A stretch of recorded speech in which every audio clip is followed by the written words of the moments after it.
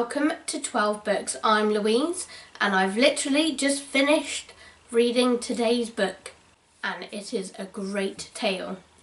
It is called 1,000 Splendid Suns and we are transported all the way to Afghanistan where we meet Mariam for the first time at 5 years old.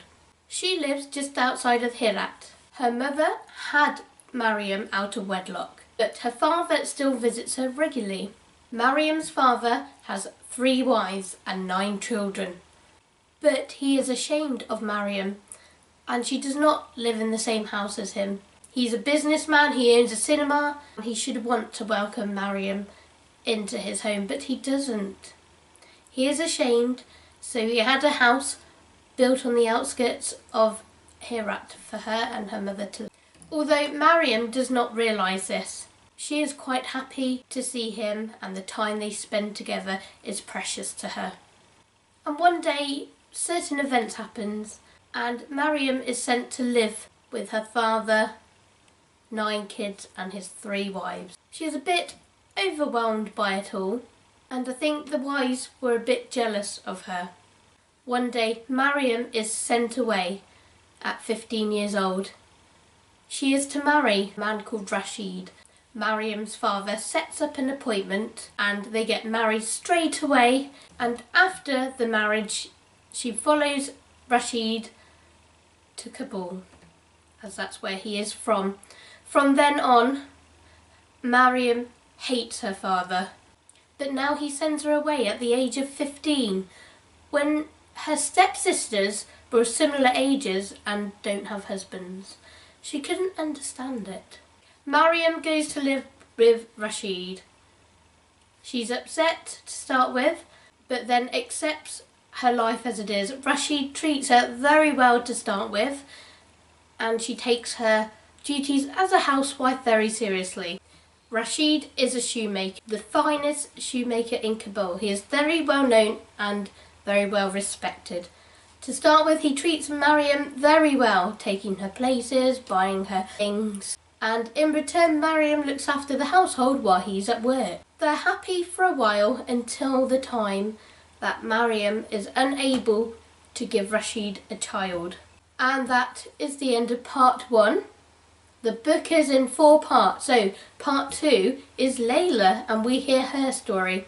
She's a young girl that grows up on the street just across from Mariam and Rashid. She has a very close relationship with one of the boys called Tariq. And as war was closing in, people were leaving and Layla grew up with Tariq. War started closing in Kabul. Some people were leaving to Pakistan for a better life and some people stayed.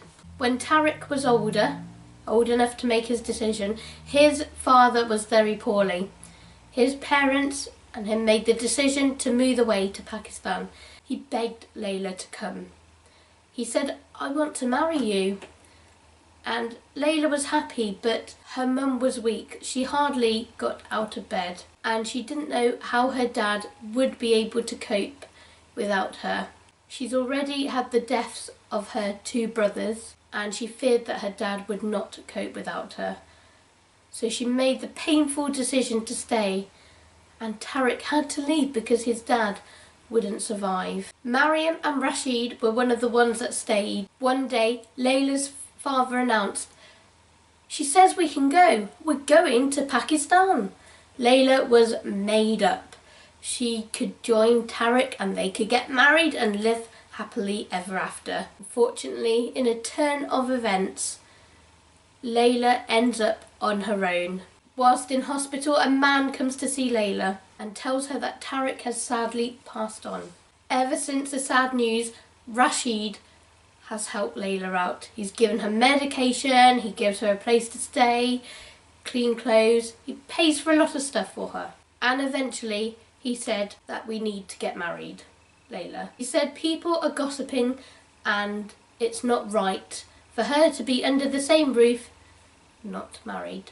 So she agreed, but is there another reason as to why she agreed? So Layla at 15 years old married Rashid At first, Mariam was very unhappy with this.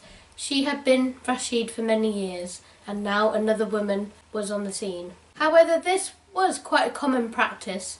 It was common to have more than one wife. But one day, Mariam and Layla became good friends. As the Taliban moved in, life got harder for women. Women were unable to walk the streets without a man, and if they were caught, then they were beaten, whipped and beaten. They were treated terribly. They weren't allowed to write, women weren't allowed to read books, and women didn't seem to be able to do anything. No TV. It was just a big long list of things that women were not allowed to do and to wear. All women must wear burqas. Of course, Mariam and Layla were unhappy with this way as they couldn't do a lot. And as the bombings became more and more frequent, life got really hard. Rashid's business went under. There was not a lot of work. Families were moving out. People were dying. It was terrible. Although Layla and Mariam were friends, their relationship with Rashid wasn't very good, and he would often beat them as well. Layla often got beaten by the Taliban as Rashid refused to accompany her, and so Layla would sneak out. She didn't care, but if she got caught, she would be beaten, and she was caught quite often, but there were times that she made it undetected.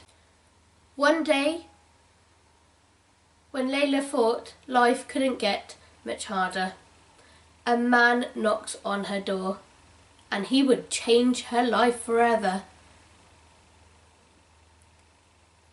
Layla recognised him and welcomed him into the home. So, what happens in the end? Does Layla and Mariam escape Rashid, or do they live together happily ever after? This story is great. It is also very different. And what's more interesting is that the book is written by a male author. The storyline is really good, and we enjoy following Mariam and Layla's story. There are many ups and downs, but all in all, it is a very good read. The journey between the two women. And for the first time, we hear about how war affects the world of Afghanistan. Thank you for watching.